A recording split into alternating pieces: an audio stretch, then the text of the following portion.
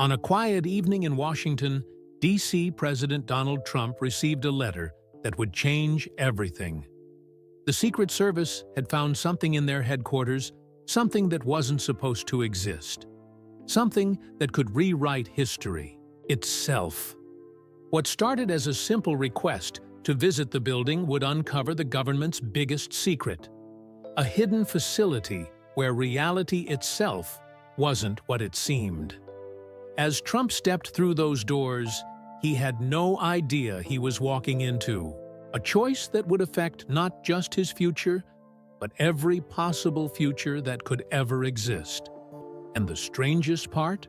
The agents waiting inside weren't exactly human. Donald Trump sat in his favorite golden chair at Mar-a-Lago, staring at the letter in his hands. The paper was thick and official-looking, with the Secret Service Eagle stamp at the top. He'd gotten lots of important letters before, but this one was different. His hands shook a little as he read it again. "Dear Mr. President Trump," the letter began. "We have made some disturbing findings at Secret Service headquarters that require your immediate attention. Your presence is requested tomorrow at 7 p.m. This matter concerns national security and your personal safety. Please come alone. Director James Murray." Trump put the letter down on his desk and walked to the window. The Florida sun was setting, painting the palm trees orange and pink. Something wasn't right about this. Why would the Secret Service want him to come alone? They knew better than anyone that presidents never went anywhere alone. He picked up his phone to call Don Jr. but stopped.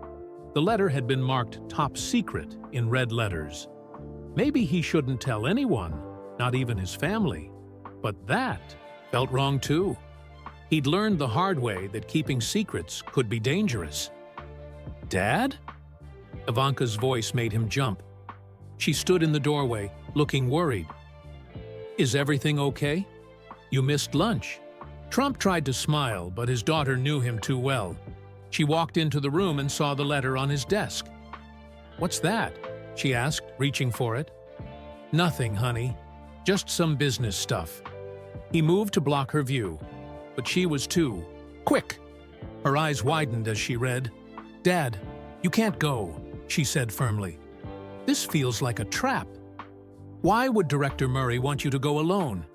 "He knows the rules," Trump nodded. "I thought the same thing. But what if it's real?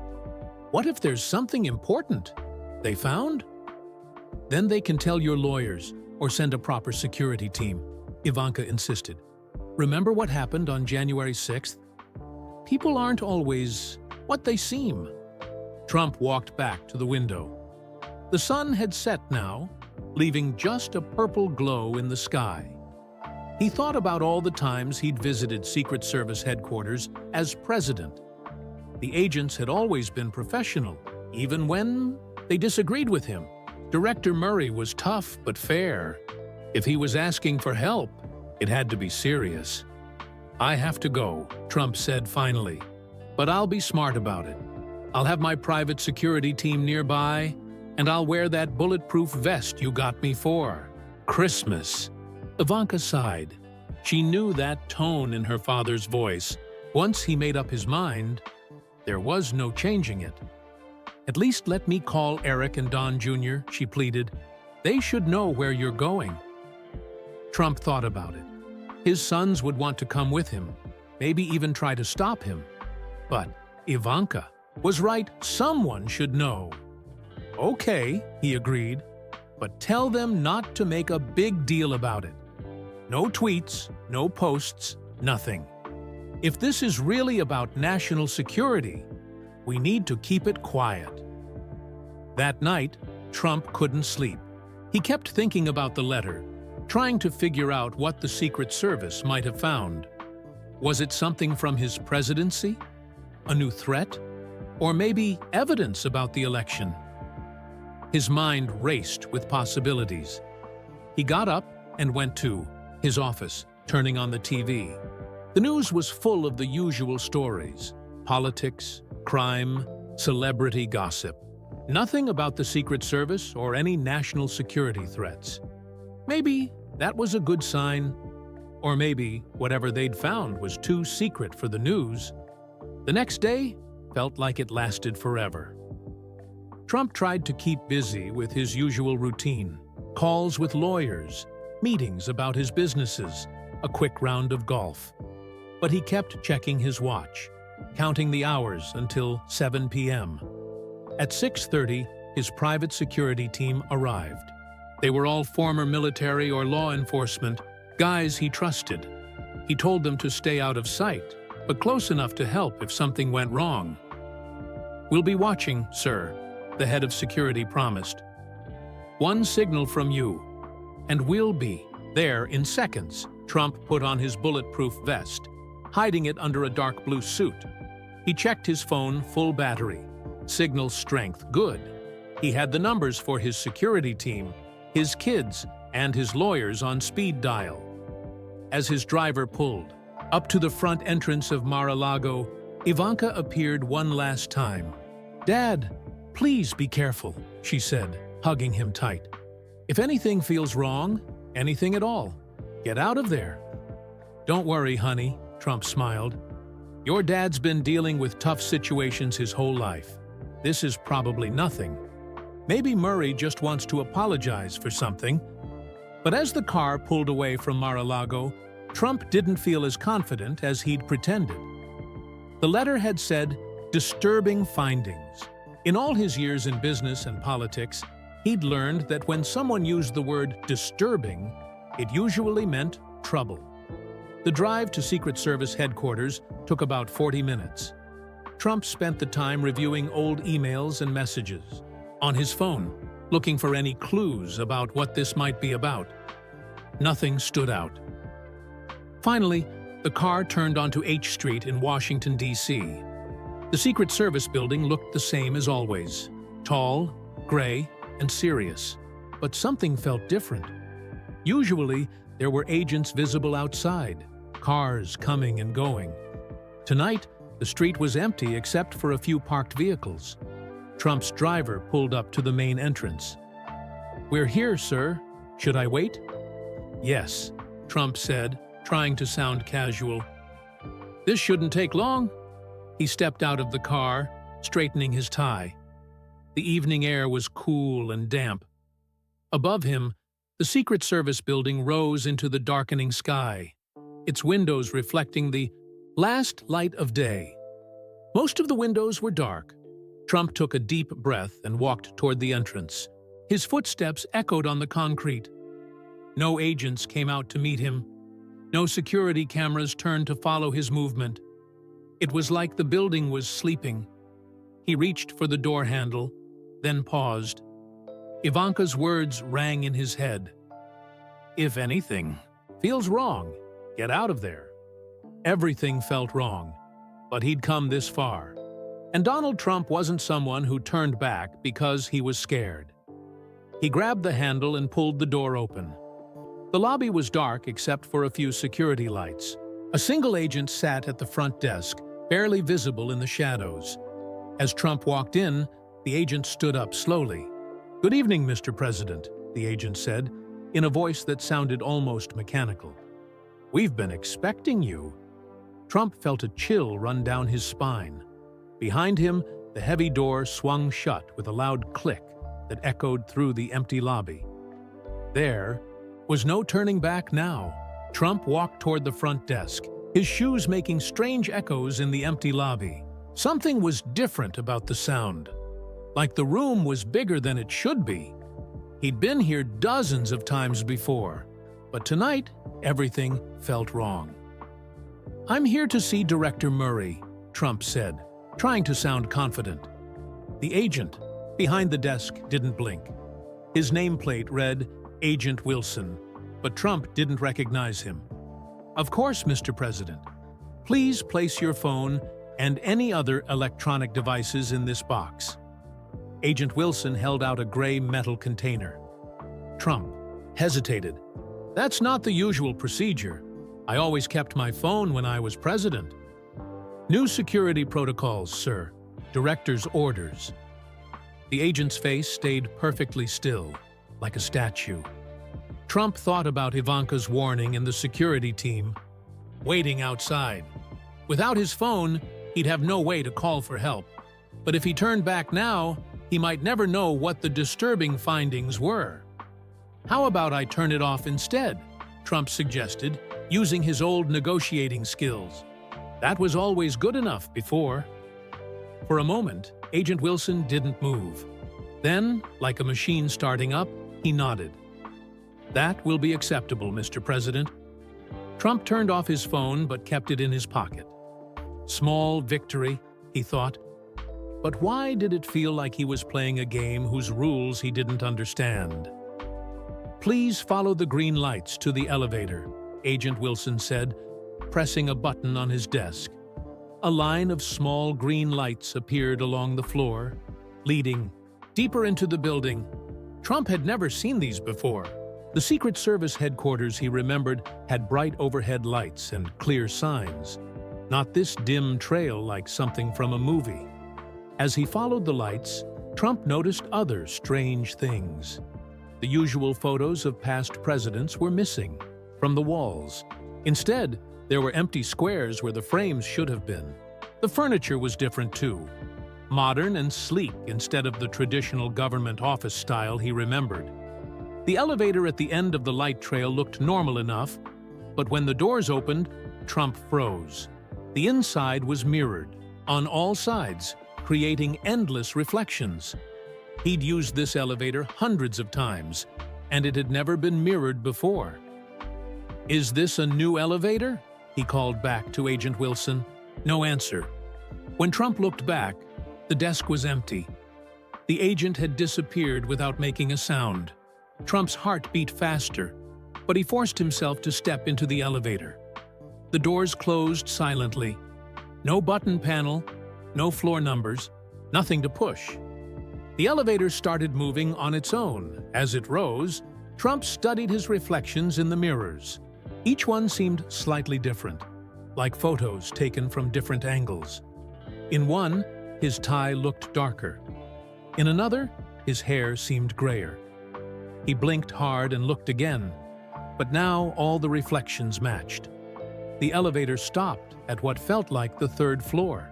When the doors opened, Trump stepped into a hallway he didn't recognize. The walls were a strange silvery color that seemed to shift in the dim light.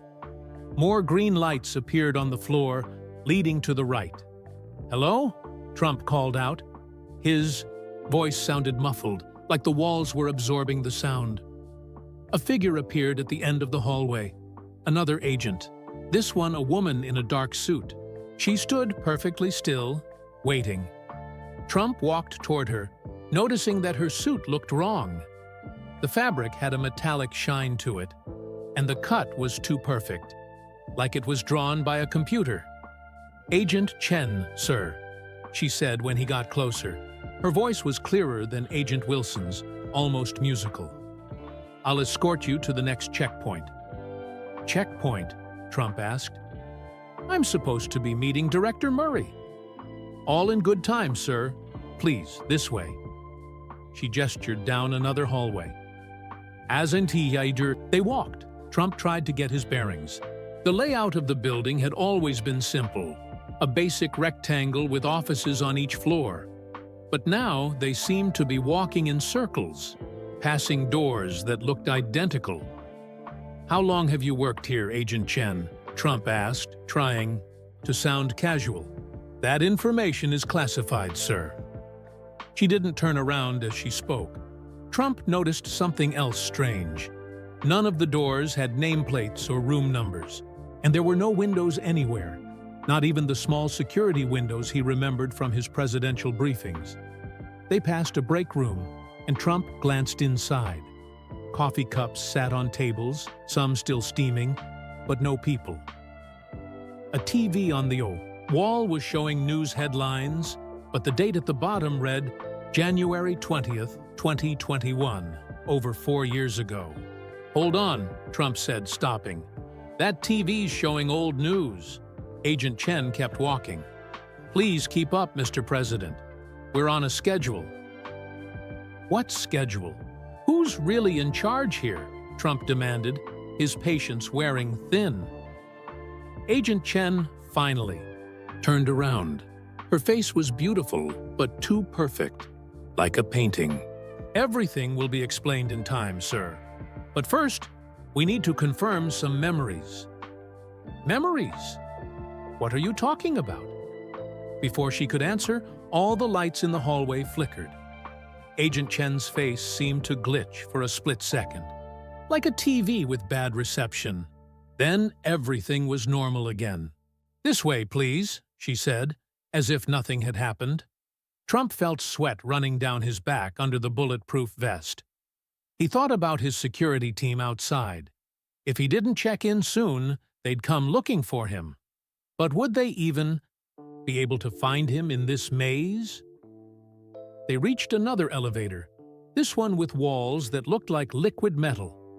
As they stepped inside, Trump noticed something that made his blood run cold. Agent Chen had no reflection in the moving walls. He stared at where her reflection should be, then looked at her again. She smiled, and for a moment, her teeth seemed to glow with a blue light. "Almost there, Mr. President. Director Murray is very eager to show you what we found in the archives." The elevator started moving, but Trump couldn't tell if they were going up or down. The walls rippled like water, making him dizzy. He closed his eyes and counted to 10, something he did when deals got stressful. When he opened his eyes, Agent Chen was gone. The elevator walls were now plain stainless steel, and a single button panel showed he was on the 5th floor, the executive level where Murray's office should be. The doors opened onto a familiar sight, the wooden double doors of the director's office. Everything here looked normal: the right carpet, the correct paint on the walls, proper lighting. Maybe he'd imagined all the strange things below. Trump straightened his tie and reached for the door handle. Through the frosted glass, he could see a figure sitting at the director's desk. But as he got closer, he realized something was very wrong.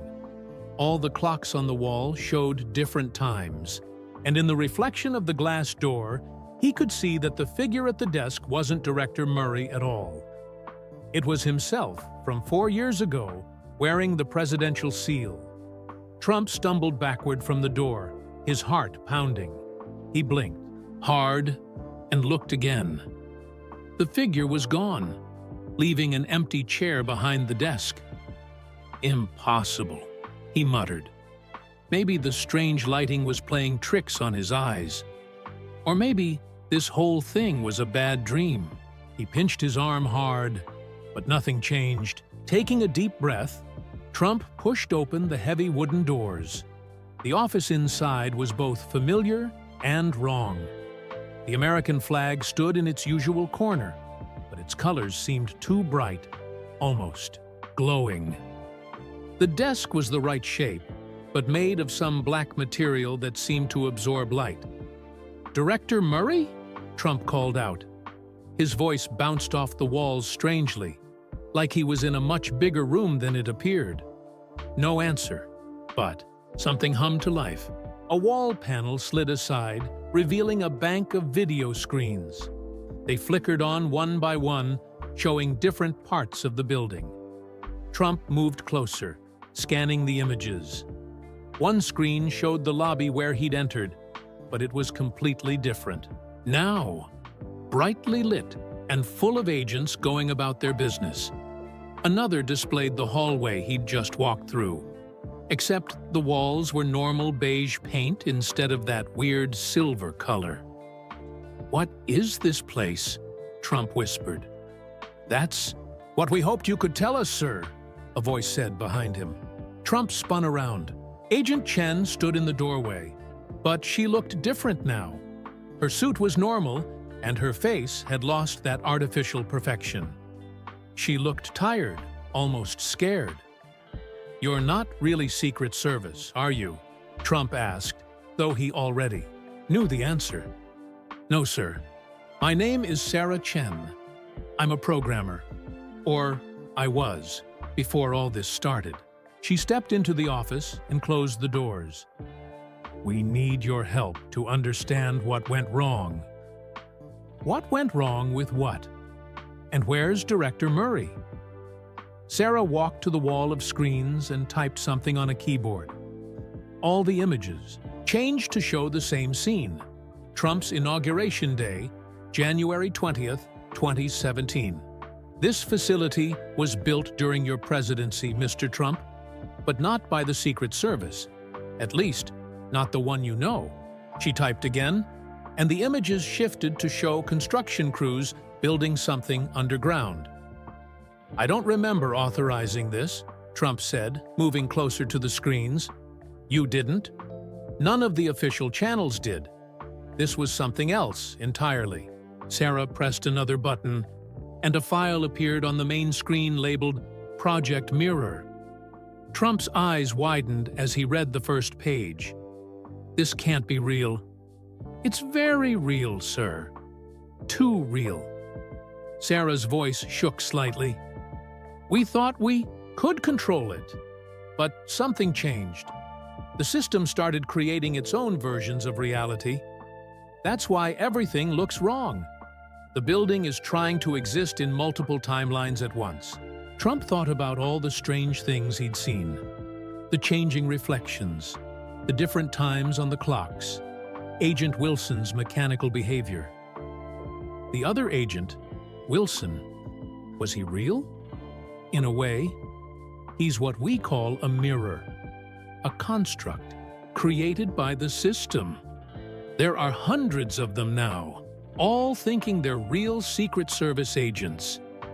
Sarah walked to the desk and sat down heavily.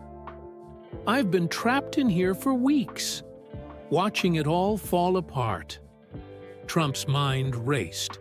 This explained so much, but raised even more questions. The letter from Murray. Did you send that? No, sir. The system did.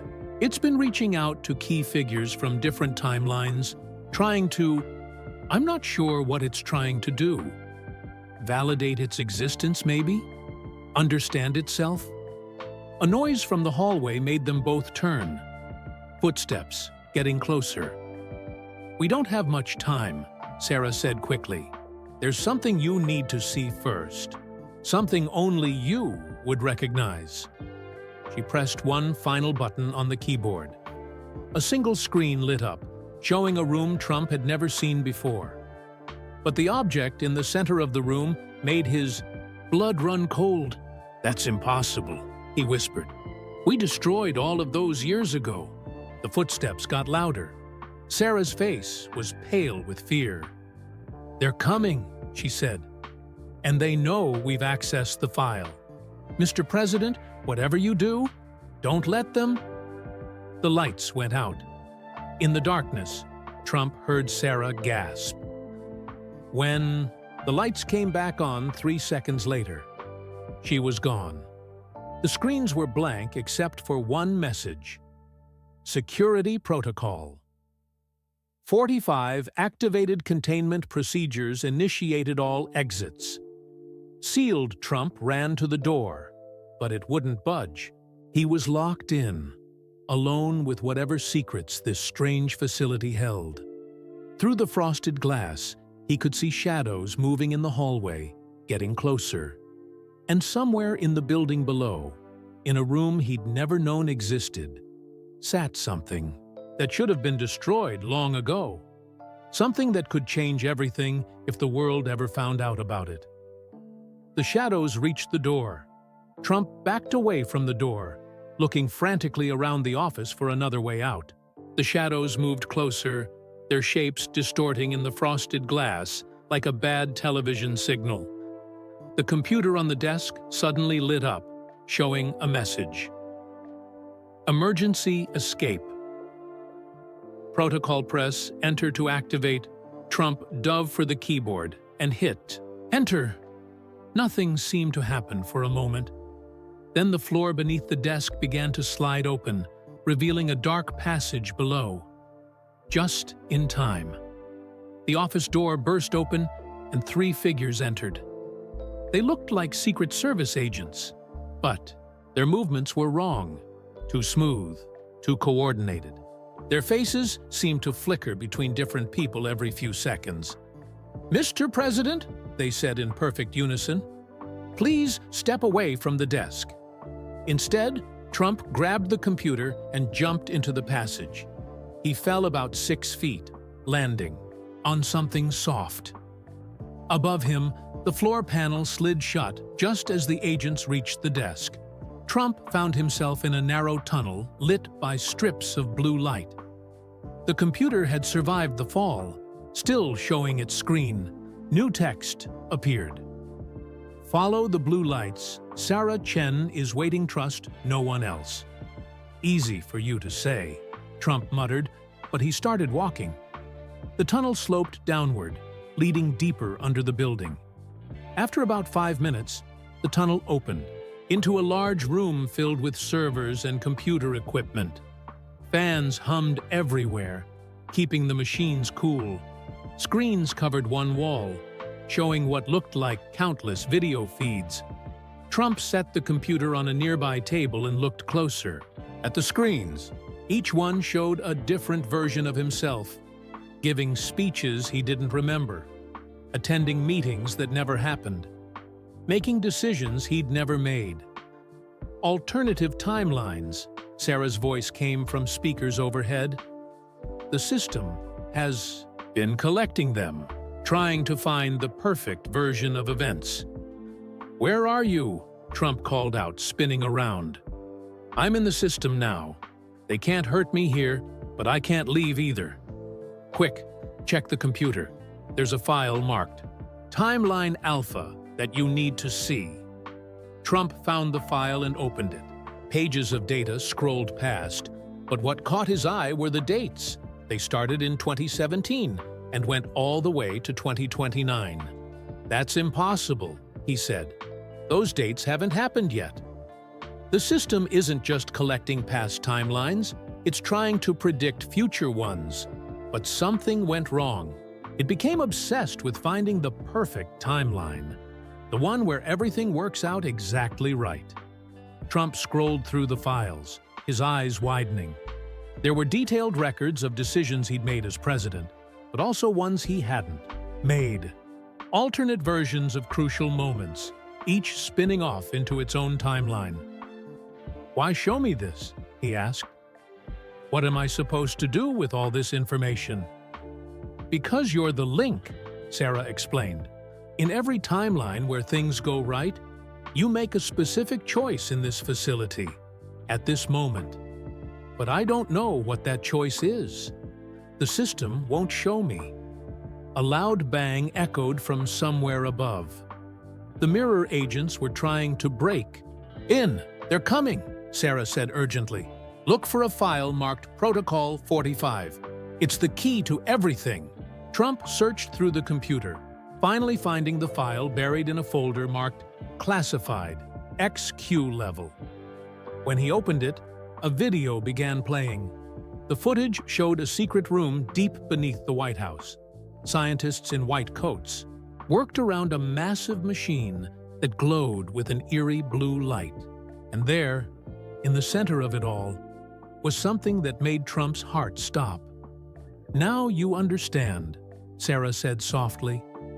"That machine wasn't supposed to exist. In the main timeline, the real one, you ordered it destroyed. But here, it's still running," Trump finished, "creating all these alternate realities." Another crash from above, closer this time. "Your phone," Sarah said quickly. "Try it now." Trump pulled out his phone. It had power, but instead of his normal screen, there was a single message. "Choice point approaching. Timeline convergence in 10 minutes. Choose wisely." "Sarah, what happens in 10 minutes?" No answer. The speakers remained silent. Trump tried calling Ivanka, but the phone just showed the same message. He was on his own. More banging from above. Dust fell from the ceiling as the mirror agents tried to break through. On the wall screens, the different. Versions of himself seemed to be watching, waiting to see what he would do. The computer beeped, showing a new message. Access granted. Full timeline database showing. Critical decision point date. Redacted location. Underground facility. Subject, Donald J. Trump choice. Pending. Trump started reading, his face growing pale. Now he understood why the machine had been built, why it had to be destroyed, and why this version of reality had brought him here. The banging stopped. In the sudden silence, Trump could hear footsteps coming down the tunnel he'd used to escape. On the screens, all the different versions of himself leaned forward, as if they knew what was coming. The computer showed one final message. Time remaining, 60 seconds. Choose. Maintain timeline integrity. Allow convergence. The footsteps got closer.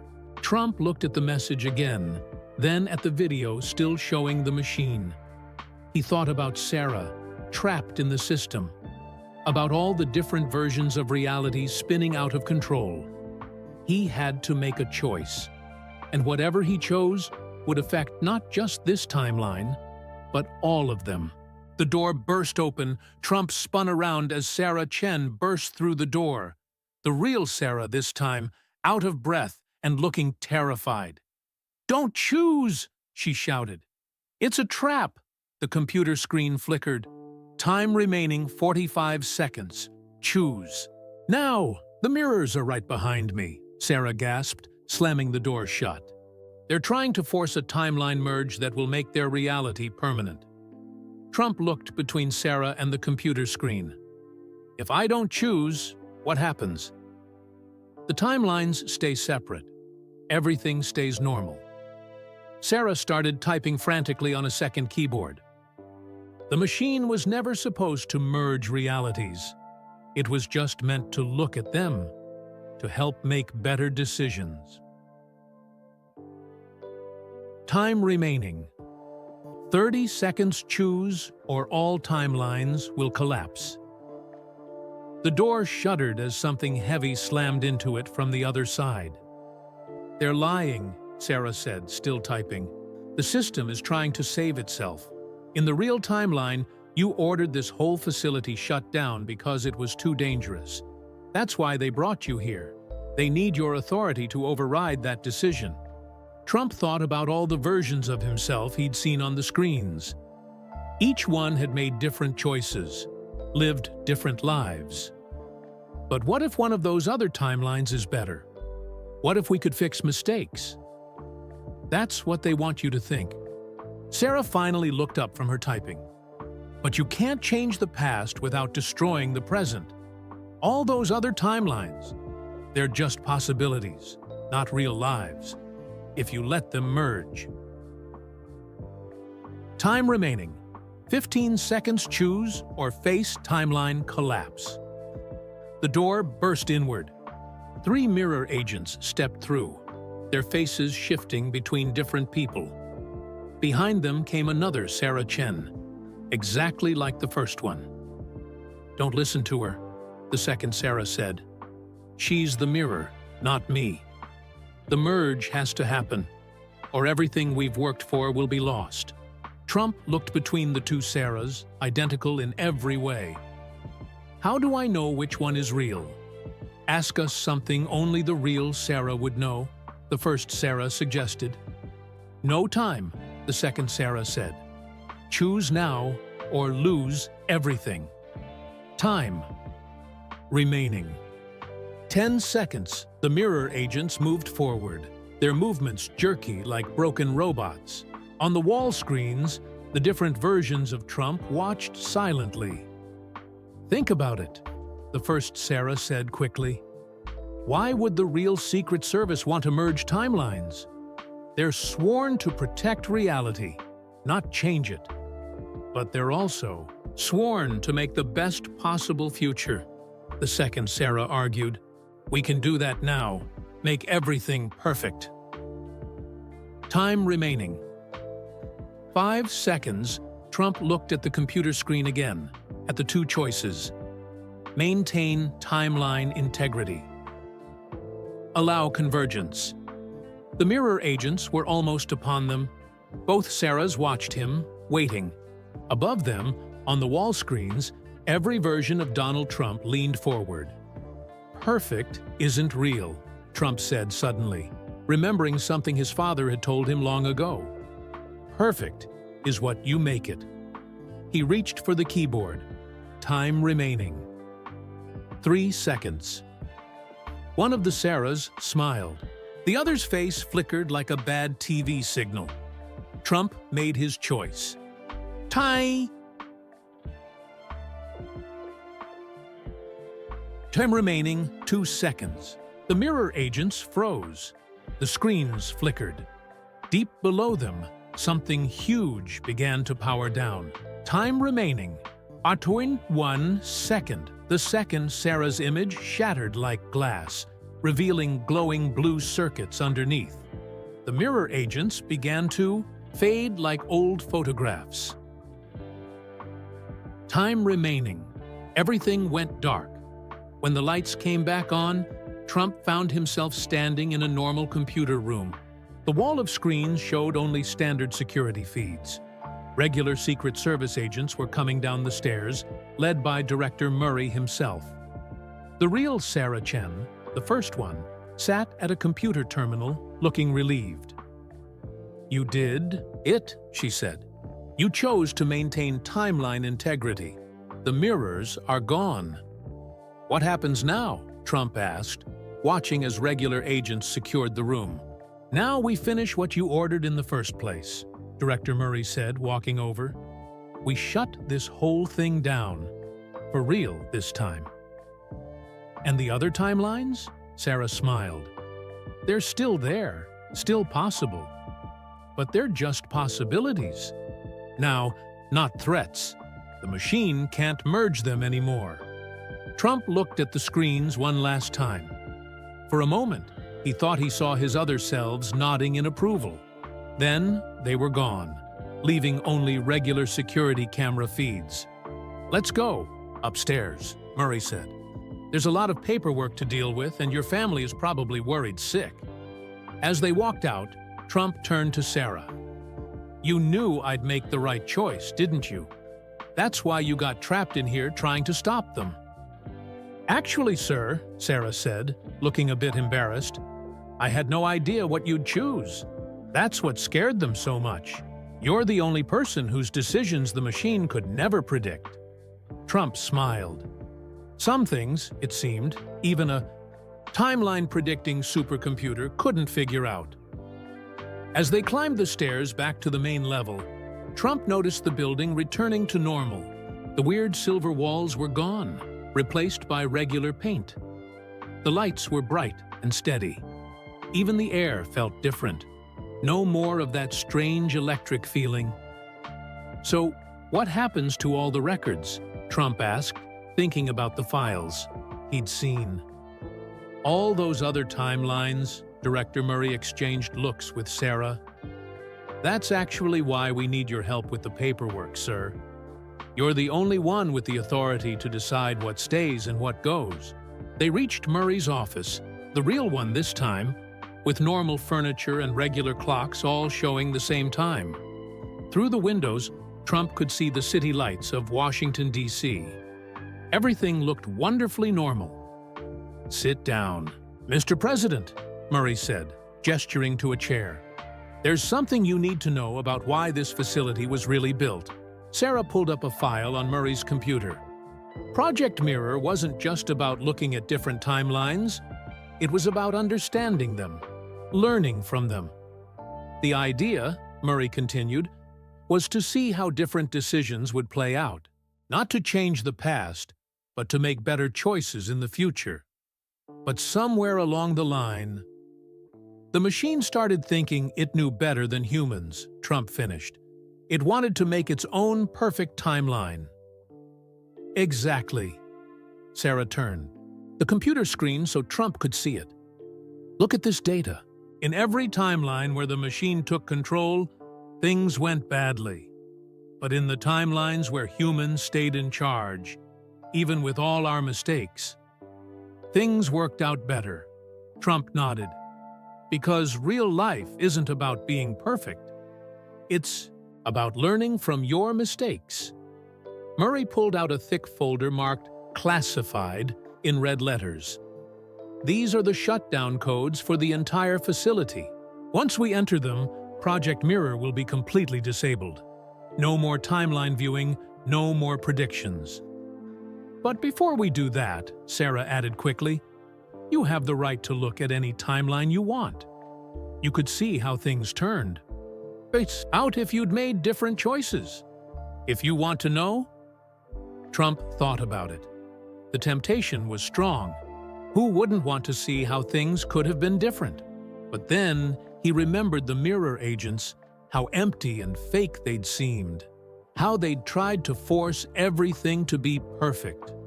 No, he said firmly. Some things we're not supposed to know. Besides, I like making my own future. Murray smiled and opened the folder. I hoped you'd say that, sir. Sarah, would you do the honors? Sarah began typing in the shutdown codes. On a screen behind her, Trump could see the massive underground machine powering down, its blue lights fading to darkness. What about you? Trump asked her. After everything you did to stop them, what happens next? Well, Sarah grinned, Director Murray offered me a job. Turns out the regular Secret Service could use someone who knows about computer security. No timeline machines this time, just good old-fashioned protection work. A knock at the door made them all turn. Agent Wilson, the real one this time, stuck his head in. Sir, your family is here. They're pretty worried. Trump checked his phone, which was working normally again. 27 missed calls from Ivanka. I better go explain everything.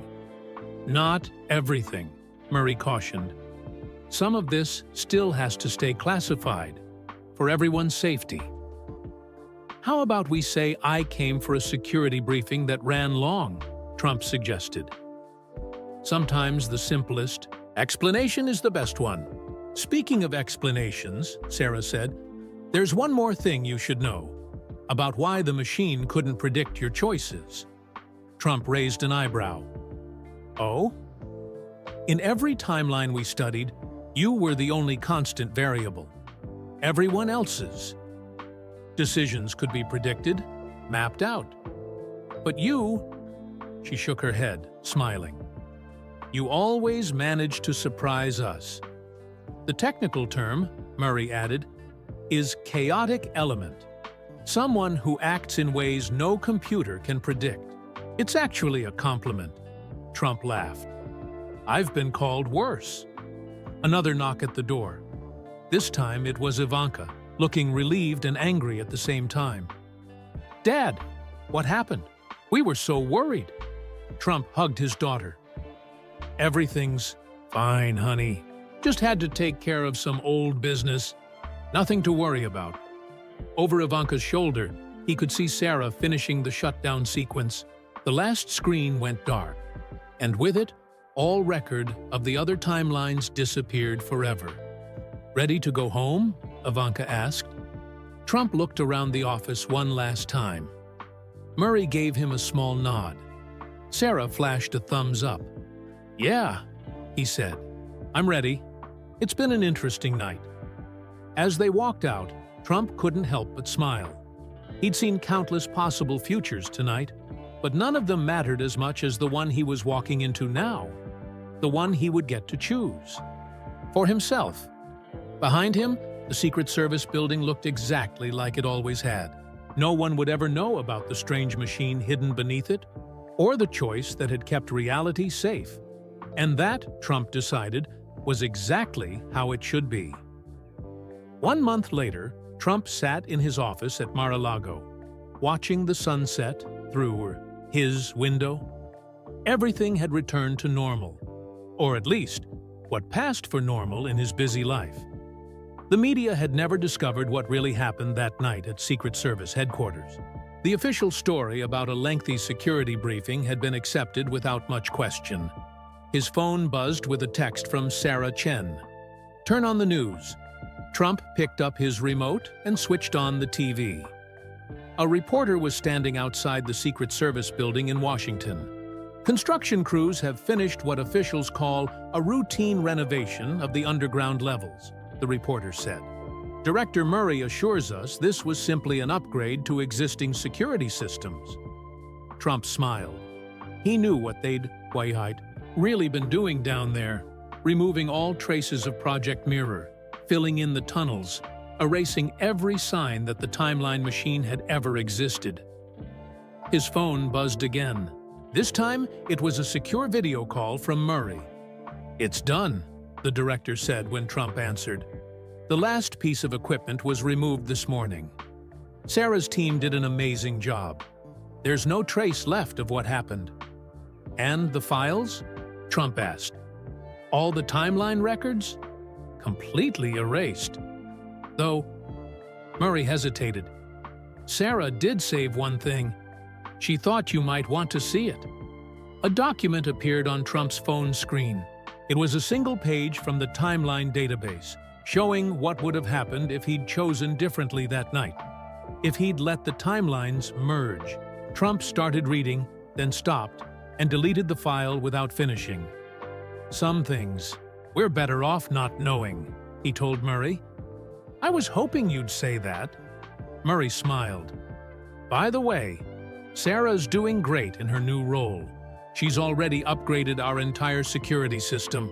The real one, this time." After saying goodbye to Murray, Trump walked out onto his balcony. The Florida air was warm and sweet with flowers. Below, he could see his grandchildren playing in the garden, their laughter floating up to him on the breeze. His phone buzzed one more time, a text from an unknown number. "Timeline integrity holding steady. All alternates contained. Thank you for making the right choice." S.C. Trump texted back, "Stay out of trouble and stay away from smart computers." A moment later, "Don't worry. Some things are better left to humans. Besides, I've had enough of artificial intelligence for one lifetime." Trump put his phone away and looked out at the ocean. Somewhere out there, in some other timeline, things might have gone differently.